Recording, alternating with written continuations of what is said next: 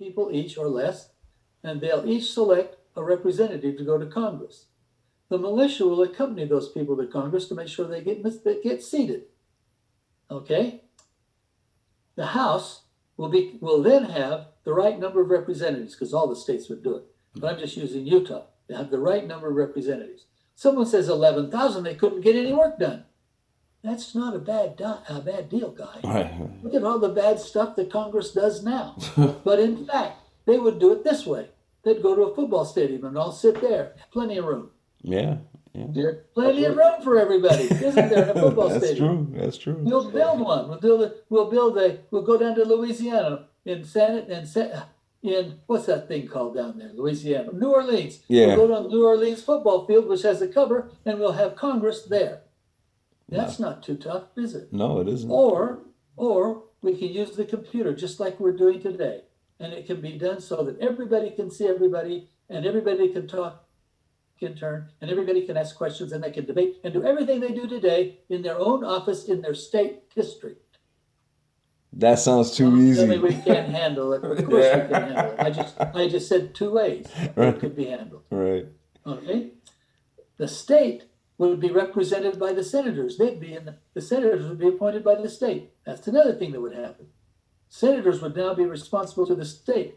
And that would mean that Congress couldn't pass as many laws as it wants to, because the Senate would stop them. Right. Because most of the laws are to do with money. And if the money is spent, the state let's say a senator is from the state of Idaho, and a piece of money, a piece of legislation comes to him from the House that's going to spend gargantuan amounts of money in Idaho.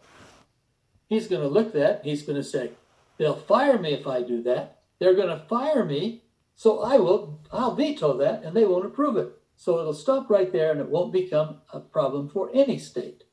And that's what the balance of power is supposed to be on the budget.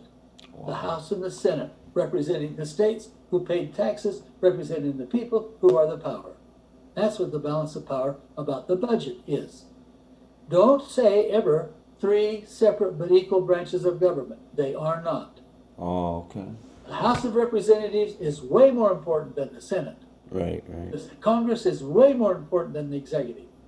And both of them way more important than that eeny guy called the judicial at the bottom. Both of them are more important. Because it seems like today... Dr. Proctor. Yes. Go ahead. Oh, no, I'm just saying... You were going to say something. Yeah, I was just going to say, it seems like today that judges have taken such an important role, like they're celebrities now, and that shouldn't be the case based on the Constitution. Right. They don't have that power. State governments, they should take the role. And then we shouldn't look to the federal governments to solve the problem. But when it gets to the Supreme Court in the state of Montana, it's done. Oh, wow. Because the federal government doesn't have any power over the state of Montana, unless it's violating the Bill of Rights and those kinds of things. Right. Then if it is, then they can take action? No, but they'll make sure the people take action.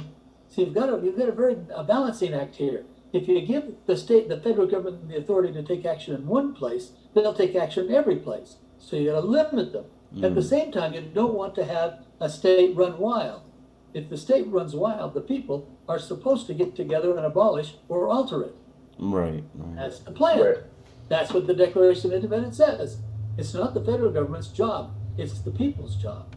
And Thomas Jefferson wrote a letter about that in 1820, telling the Supreme Court to lay off. And they didn't. So how can people now in 2020, Dr. Proctor, exercise their rights and get their country back? Elect people that are constitutionally minded. Whew. Now, for right now, today, you can't do that. There's no election. Right. So what are you going to do today?